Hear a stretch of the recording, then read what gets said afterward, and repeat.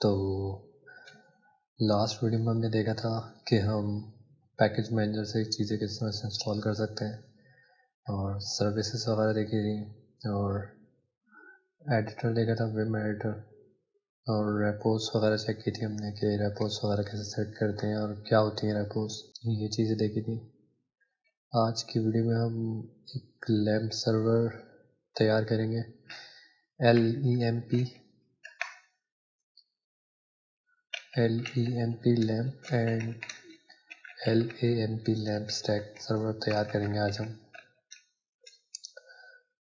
तो इसमें डिफरेंस क्या है? इसमें डिफरेंस ये है कि इसका एक्चुअली एब्रीविएशन इस तरह से है कि लिनक्स, अपाची, माइस्क्यूएल, PHP। इसमें भी सेम यही है, लेकिन इसमें जो एक ही जगह ई है वो ये है कि इंजनएक्स का है। तो इसमें लिनक्स, इंजनएक्स, माइस्क्यूएल या MariaDB और PHP या पाइथन, ये इसमें ये लैम्प स्टैक सर्वर है, ये डिफरेंस है इसमें। बाकी उसके डिफरेंस फीचर्स हैं कि अपाची में और इंजनएक्स में क्या फ़र्क है, वो एक और टॉपिक है मेन। लेकिन आज हम दोनों की इंस्टॉलेशन देखेंगे कि लैम्प सर्वर को कैसे इंस्टॉल किया जाता है और लैम्प सर्वर्स की चीज़ें कैसे इंस्टॉल करेंगे हम, और लैम्प और लैम्प दोनों सर्विस, इन दोनों के जो भी इसकी सर्विसेज है वो इंस्टॉल करेंगे पैकेजेस में जो भी हैं। लिनक्स ऑलरेडी हमारे पास है, इंजनएक्स, माइस्क्यूएल, पाइथन या PHP हम इंस्टॉल करके देख लेंगे। तो स्टार्ट करते हैं। पहले हम अपना सर्वर एक्सेस कर लेते हैं जो हमारा लास्ट टाइम भी था, 192.168.0.105। सर्वर एक्सेस कर लें, रूट और इसका पासवर्ड, ये वहाँ पर एक्सेस हो गया सर्वर। इसमें अब हमें क्या करना है, हमारे पास माइस्क्यूएल इंस्टॉल नहीं है ना। मैंने आपको बताया था कि सर्विस कोई भी चेक करनी है तो उसके लिए लिखते हैं सर्विस और सर्विस का नाम और स्टेटस। जैसे ये मुझे बता रहा है कि नॉट फाउंड। अगर इसी तरह मैं इसकी जगह लिखूँ, जैसे हमने लास्ट टाइम इंस्टॉल की थी VSFTPD की सर्विस, तो वो मेरे पास है, लेकिन मेरे पास माइस्क्यूएल डी या माइस्क्यूएल डी दोनों नहीं है। इसी तरह मेरे पास PHP का अगर मैं वर्जन देखना चाहूँ तो मेरे पास PHP भी इंस्टॉल नहीं है, और मैं अगर इंजनएक्स की सर्विस का स्टेटस देखना चाहूँ वो भी मेरे पास इंस्टॉल नहीं है, या इसकी जगह अपाची का स्टेटस देखना चाहूँ या HTTPD, इसको HTTPD कहते हैं इसमें, और उबंटू के जो फ्लेवर है उसमें अपाची कहते हैं, तो ये भी मेरे पास इंस्टॉल नहीं है। PHP, इंजनएक्स, अपाची कुछ भी मेरे पास इंस्टॉल नहीं है। तो अब हम वन बाय वन इंस्टॉल करेंगे इसको। तो सबसे पहले हम इंस्टॉल कर लेते हैं PHP इंस्टॉल कर लेते हैं। हमारे पास जो सेंटोस है वो 7 है, हम इस पर 7.2 PHP इंस्टॉल कर लेते हैं। तो सिंपली आप गूगल पे लिखें इंस्टॉल PHP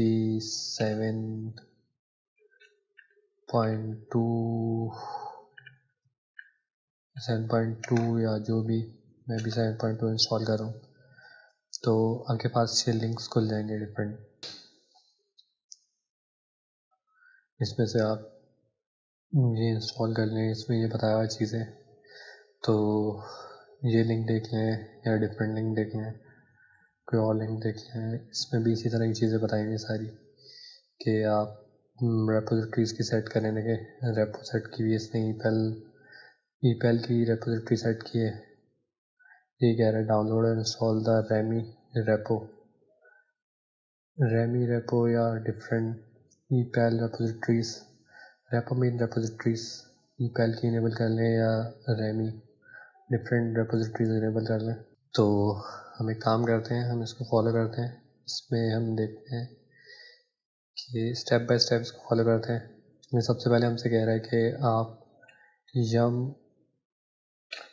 मैंने आपको बताया था कि -y हम अगर इसको डायरेक्ट हमें ऑटोमेटिक इसको रन भी करना है, मुझसे ये पॉपअप नहीं आएगा मेरे पास।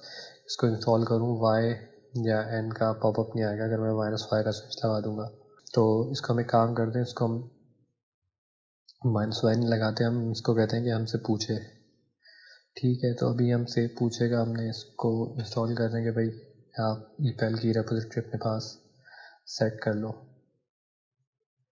तो आई थिंक ये सेट कर लेगा अभी अपने पास ईपीएल की रेपोजिटरी वगैरह। ये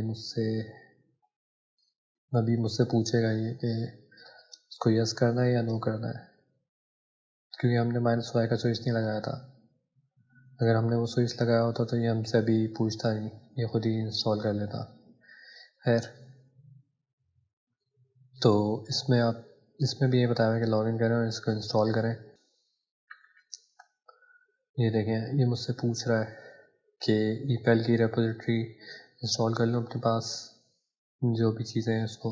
तो मैं कहता हूँ यस कर लो।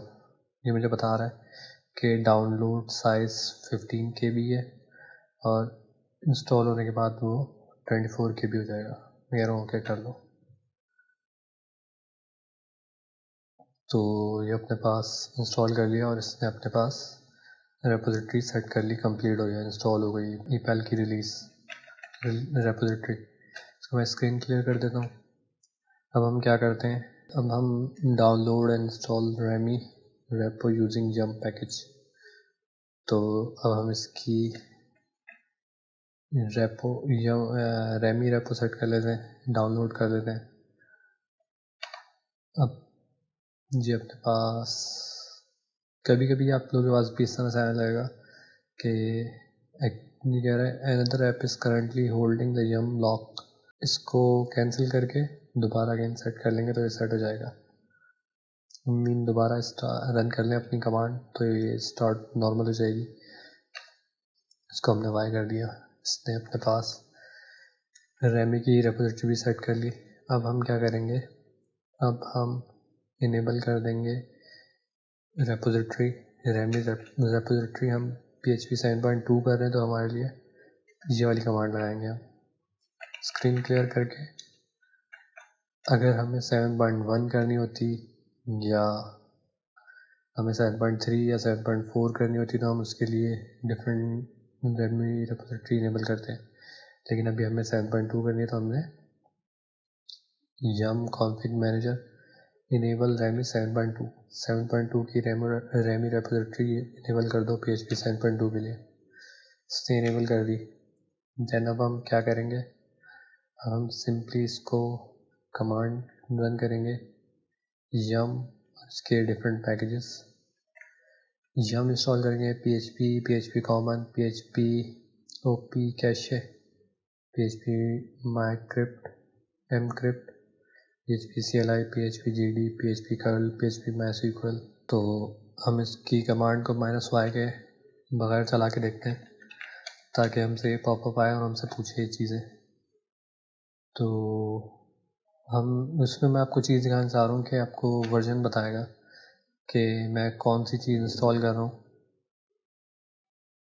इसको एक सेकेंड, इसको कैंसिल करें, देन अगेन इसको रन करें।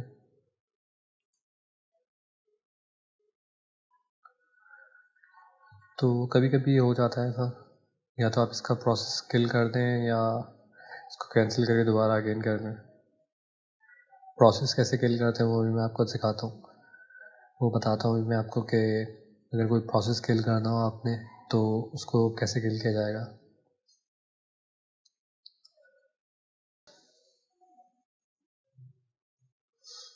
अभी इससे डिपेंडेंसीज वगैरह रिजॉल्व कर ली है। अब ये कह रहा है कि ये देखें PHP 7.2। मैं ये दिखाना चाहता आपको कि अभी PHP इंस्टॉल करेगा वो 7.2 करेगा। अगर हमने इसको 7.1 रखा होता, हमने यहाँ से जो कमांड चलाई थी ये वाली, इसकी जगह अगर हमने ये कमांड चलाई होती तो हमारे पास अभी 7.2 की जगह 7.1 की इंस्टॉलेशन का पूछ रहा होता वो, और उसके पैकेजेस वगैरह पूछ रहा था सारे। तो हमने सेगमेंट 2 इंस्टॉल करनी थी, तो हम इसको रिजॉल्व यस कर देते हैं। और दूसरी एक चीज़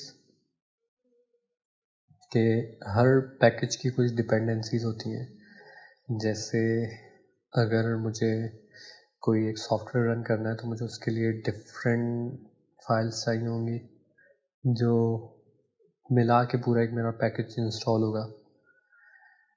तो अगर मुझे वो चीज़ें नहीं होंगी मेरे पास, दैट सपोज़ अगर मैं आपको एक एग्जांपल देता हूँ कि जैसे गेम है, कोई भी आप गेम वगैरह खेलते हैं तो उसमें आपको अक्सर कहता है उसकी रिक्वायरमेंट होती है कि विंडोज़ हो, ये हो, डायरेक्ट एक्स ये हो, और डिफरेंट चीज़ें होती हैं उसकी। तो डायरेक्ट एक्स अगर हमारे पास ना इंस्टॉल हो, लेट सपोज कि अगर डायरेक्ट एक्स पे वो कम्प्लीटली वो डायरेक्ट एक्स पे रिलाई करता है और हमारे पास डायरेक्ट एक्स ना इंस्टॉल हो, तो वो गेम नहीं चलता है। वो कहता है कि पहले डायरेक्ट एक्स इंस्टॉल करो, या इसी तरह वो हमसे .NET की काफ़ी सारी लाइब्रेरीज इंस्टॉल करवाता है कि भाई मैं गेम जो है मेरा इस पर डिपेंड करता है, इन चीज़ों पे डिपेंड करता है, .NET की इन लाइब्रेरीज पे डिपेंड करता है, तो इनको इंस्टॉल करो देन गेम रन करना। तो हम पहले वो इंस्टॉल करते हैं डिपेंडेंसीज वगैरह उसकी, उसके बाद वो गेम चलता है। तो इसी तरह इसमें भी है कि अगर आपने PHP इंस्टॉल करनी है या कोई और भी सॉफ्टवेयर इंस्टॉल करना है तो उसकी कुछ डिपेंडेंसीज होती हैं, वो यम जो है वो ऑटोमेटिक रिजॉल्व कर लेता है, अपने पास ऑटोमेटिक डाउनलोड और इंस्टॉल कर लेता है। कि जैसे अगर मुझे गेम चलाना है तो मुझे डायरेक्ट एक्स ये यम खुद ही इंस्टॉल कर देगा, यम पैकेज मैनेजर डायरेक्ट एक्स खुद ही इंस्टॉल कर लेगा मेरे गेम के लिए, और जो भी .NET वगैरह की फाइल चाहिए होगी वो खुद ही इंस्टॉल कर लेगा अपने पास। तो यम पैकेज मैनेजर का ये भी फ़ायदा है कि आपको सब कुछ जो डिपेंडेंसीज खुद ही रिजॉल्व कर लेता है। तो अभी हमें जो डिपेंडेंसी थी वो इसने रिजॉल्व कर ली है, जो भी हमारे पैकेज इन पैकेजेस के लिए जो हमें डिपेंडेंसीज वगैरह थी वो रिजॉल्व हो गई हैं। अब हमें सिर्फ वाई करके PHP इंस्टॉल करनी है। तो हम वाई प्रेस कर देते हैं। ये बता रहा है हमें कि भाई 13 MB टोटल डाउनलोड करूँगा, और उसके बाद 51 MB का पैकेज बन जाएगा इंस्टॉल होने के बाद। तो उसको हम वाई कर देते हैं, ये डाउनलोडिंग स्टार्ट कर देगा अभी। उसके बाद हम ये खुद ही ऑटोमेटिक इंस्टॉल भी हो जाएगा। देन हम देखते हैं कि इसमें पैकेज PHP हमारे पास इंस्टॉल हो जाए। देन हम उसके बाद MySQL डाउनलोड करेंगे, हम अपाची इंस्टॉल करेंगे। तो हमारा LAMP Linux Apache MySQL PHP का लैम्प स्टैक सर्वर तैयार हो जाएगा। देन उसके बाद हम अपाची की सर्विस बंद करके हम इंजनएक्स की सर्विस इंस्टॉल करेंगे। फिर उसके बाद हम LEMP लिनक्स को चला के लैम्प सर्वर को इंजनएक्स के साथ चला के देखेंगे। तो ये थोड़ा सा इंस्टॉल हो जाए, देन हम कंटिन्यू करते हैं। ऑलमोस्ट हो गया, ये हो गया। ये कुछ कीज वगैरह सेट करने कह रहे हैं अपने पास, इसको वाई कर दें। वाई इंस्टॉलेशन हो रही है इसकी, तो हम देख लेते हैं कि इसमें कोई और स्टेप है इसका या बस। देन ये मुझे यही बता रहा है कि आपने इंस्टॉल करना है, उसके बाद वेरीफाई कर लें PHP। तो PHP वेरीफाई कर लेते हैं हम। PHP-v की कमांड से हमें PHP वेरीफाई हो जाएगी।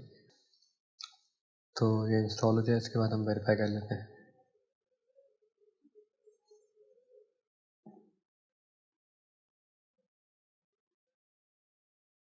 देन हम देखते हैं कि हमें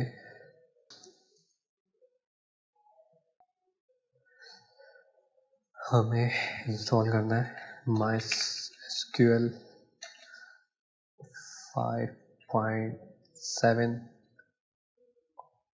5.7 कर लें, कोई सा भी कर लें, कोई इशू नहीं है। अभी 5.7 देख रहा हूँ और CentOS 7। तो हमारे पास ये लिंक आ गया है। Tech admin.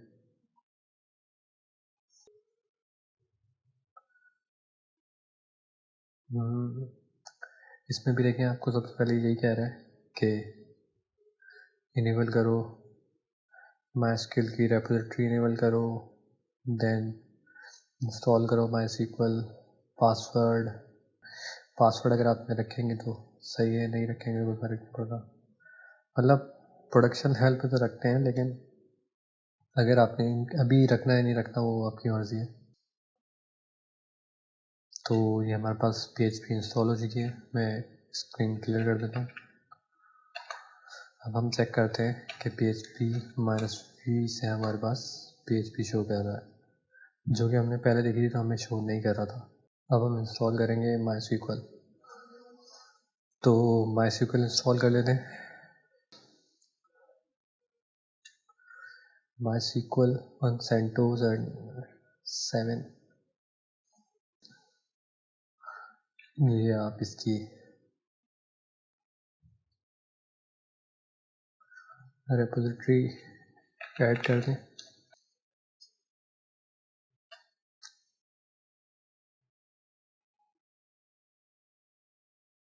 यस, 5.7। तो इसकी रेपोजिटरी ऐड हुई है। अब हम सिंपली इसको इंस्टॉल करेंगे MySQL सर्वर।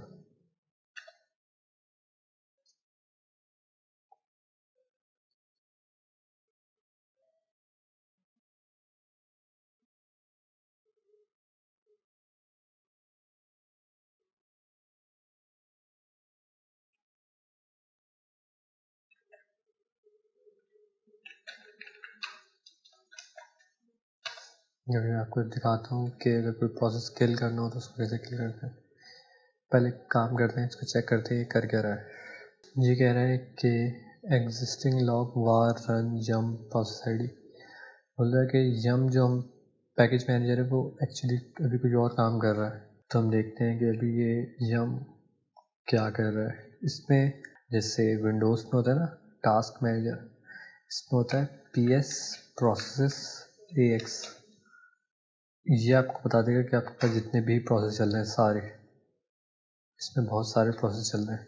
लेकिन हमारे काम का भी क्या है, उसमें से आप जैसे ग्रैब कर फाइंड होता है ना, कोई फाइंड की कमांड होती है। जैसे फाइंड होता है कहीं से आपने कोई चीज़, बहुत सारी चीज़ों में से आपको एक चीज़ चाहिए तो आप फाइंड करते हैं उसमें।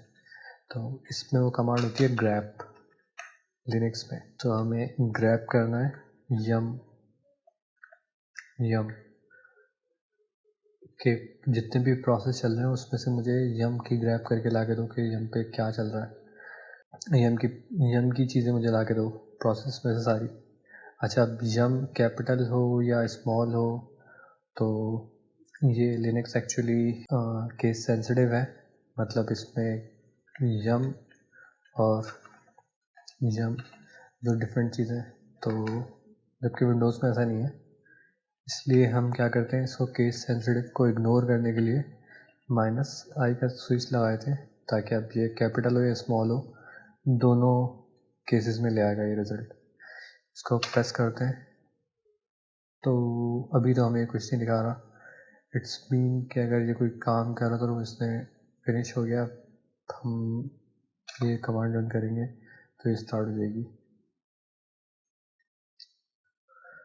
खैर, तो आपको मैं दिखा रहा था कि अगर आप इस तरह से रन करेंगे तो आपको ये एक प्रोसेस आईडी बता देगा इसके साथ कि जो भी आपने कमांड रन, जो भी आपने ग्रैब की होगी जो चीज़, उसके साथ वो उसकी ये प्रोसेस आईडी दिखा रहा होगा। आप क्या करते हैं, किल -y -9 और ये जो ग्रैब आईडी थी इसकी, ये प्रोसेस आईडी थी इसकी, इस प्रोसेस आईडी का नाम लिख दें तो ये ऑटोमेटिकली किल हो जाएगा प्रोसेस। जो हम विंडोज़ में करते हैं एंड टास्क, कोई भी इस तरह की चीज़ है ना, जैसे